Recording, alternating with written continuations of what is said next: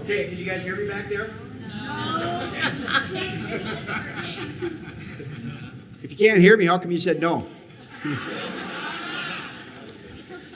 Okay. Hey, I'm Dave Boytz, and I am the Director of Franchise Sales for FS Cut and Color, or as you may know it, Fantastic Sam's Cut and Color.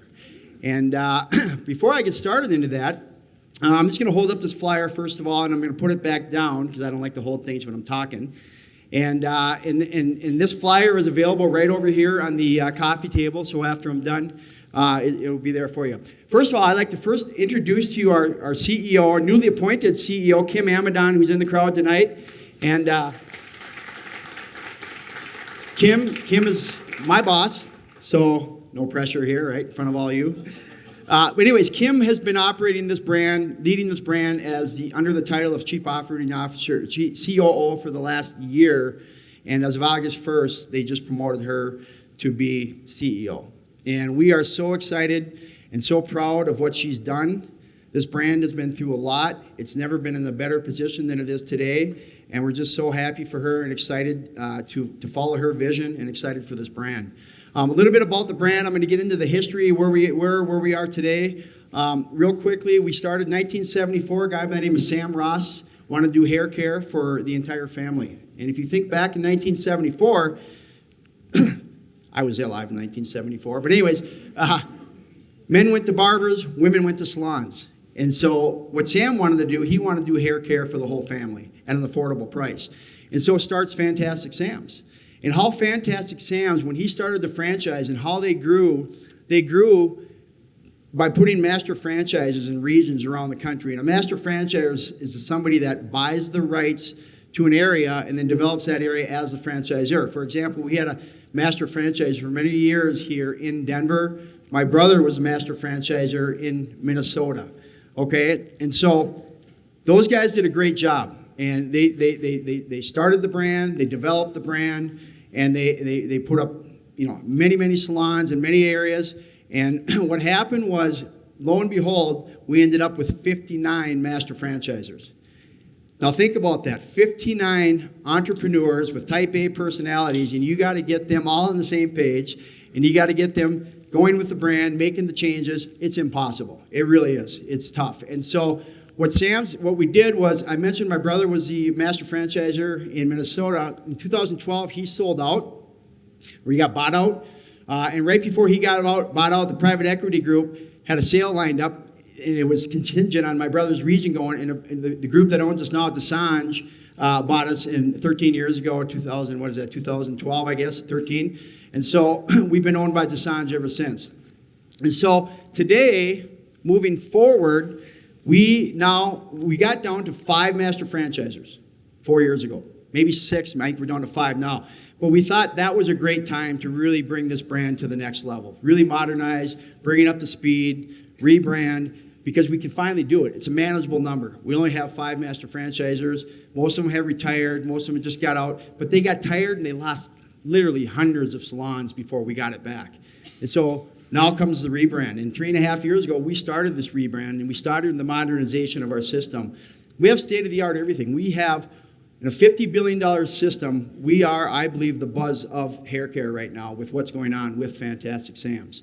And I want to ask some questions. You don't have to raise your hand. You don't have to answer. But I want to ask you, how many people today are here that have a job in corporate America, or a job that it pays well, it's got good health insurance, you have a family to support, but you really want to do your own thing. You want to get all your eggs out of that basket. You want to make a change.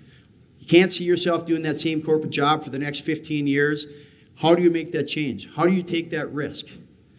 What are the steps? I'm telling you, if that's you, this system is perfect for you.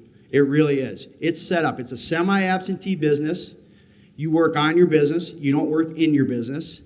Okay, and what that means is we teach you how to manage culture, how to manage your KPIs, and if you can follow directions, you're going to do well in this system. Okay, so it's a system set up.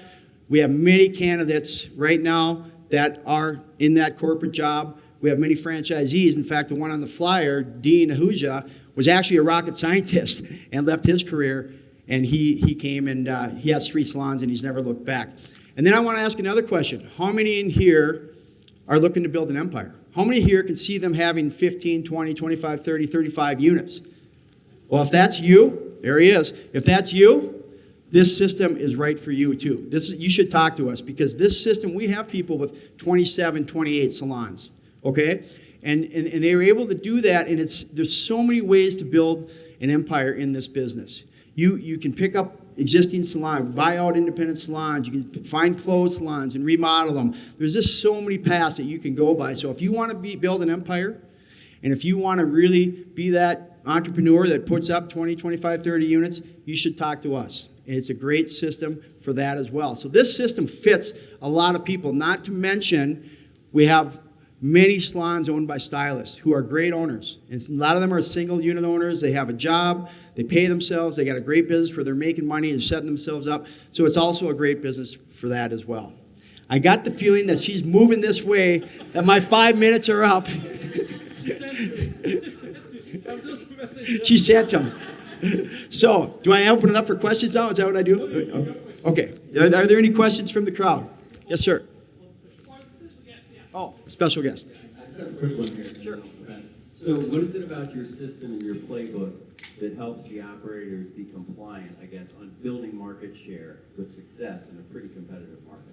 Well, we've done a really, so when my brother came into Minnesota, I said he's a master franchisor. We had Great Clips headquartered there, all the Regis brands headquartered.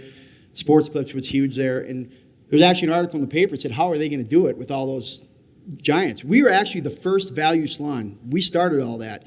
And what we were able to do is we're now doing about 55% females. And so what we've been able to do is where most of those brands are doing about 90, 95% men's haircuts. And every value brand that's coming in now, they're doing male haircuts. We do about 55% women. We do a ton of color. Kim has done an unbelievable job at securing key contracts with national, Salon Centric, the top vendor in the world for hair care products. We've got the best discount of any salon in the world right now. I mean, that's what kind of some of the stuff that we've been doing for our franchisees. So we've repositioned. We've found a new niche. It's affordable luxury is what we call ourselves, how we positioned ourselves. We've got great deals with great contracts with national vendors, and our system there's nobody else in that space. I mean, maybe Hair Cuttery, but they're not a franchise. So there's really nobody else competing in that space for that type of business. I hope that answers your question. Thanks. Sure. I am standing up, by the way, if you're wondering. I'm just short. Yeah. Okay. Oh, you said you're going to stand up. Oh, okay. Gotcha. All right. Thought that was a short joke. My name's Sydney, and I'm a business owner, and I'm just curious, as a business owner, especially someone who is trying to niche themselves, sometimes the filter is scary to say, yes, these are the people I serve, and these are the people that I help. So I'm curious for holistic care, do you all have any plans to move forward being able to support those with textured hair, different ethnicities? Absolutely. Okay. Yeah. That's a great question, and Kim can answer that probably better than I can because she's actually technical. But yes, absolutely. We have moved in that direction, and it's a bigger part of what we're doing. So, by the way, most of you in here are customers. There's really nobody in here who's not, other than maybe Brian from Chick-fil-A. Where is he? Yeah. Everybody else pretty much is a customer in here. Does that answer your question? I hope it does.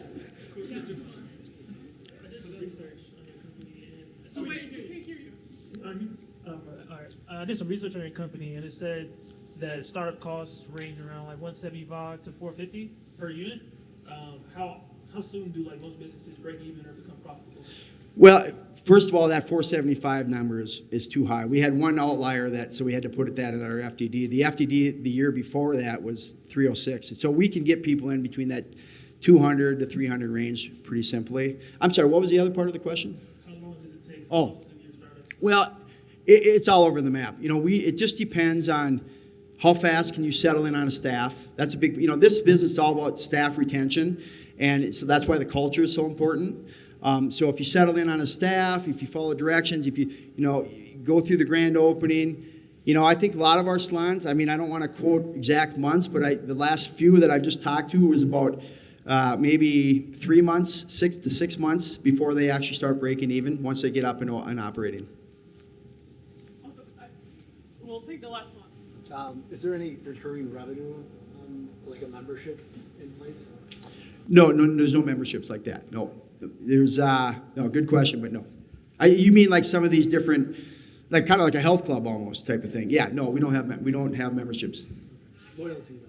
Yeah. Oh yeah, all kinds of loyalties. Our POS system is state of the art. Like it's the AI components to that are unbelievable. I mean, it's really there's nobody more modern. We went from the old tired brand to I don't think there's anybody more modern or anybody more up to speed with what's going on in the hair care world. So we're really excited about the brand and really excited to see where this goes. And we'd love to put a bunch up into Denver. We had a lot at one time.